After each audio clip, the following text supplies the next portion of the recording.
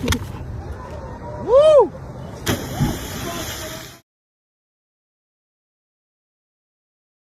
বেগুন গাছটি দেখুন বন্ধুরা, একটি রোগে আক্রান্ত হয়েছে। এই দেখুন আগাটা ঢুলে গেছে। এই পাতাগুলো দেখুন, ডগাগুলো দেখুন কি সুন্দর আছে, হঠাৎ করে এই আগাটা ঢুলে গেছে।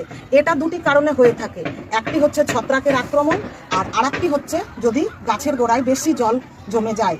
তো কদিন ধরে টানা বৃষ্টির কারণে আমার গাছটিতে মানে এই অবস্থা হয়েছে। তো এইরকম হলে প্রথমে কি করব, এই দেখুন গাছের যে মানে আগাটা ঢুলেছে সেটাকে আমি কেটে দূরে কোথাও ফেলে দিব। তারপরে গাছের গোড়ায় ফাঙ্গিসাইড গোলা জল দিয়ে দিতে হবে। যেহেতু গাছটার গোড়া ভিজা হয়ে আছে তাই আমি এখন দিচ্ছি না, পরবর্তীতে ফাঙ্গিসাইড গোলা জল দিব।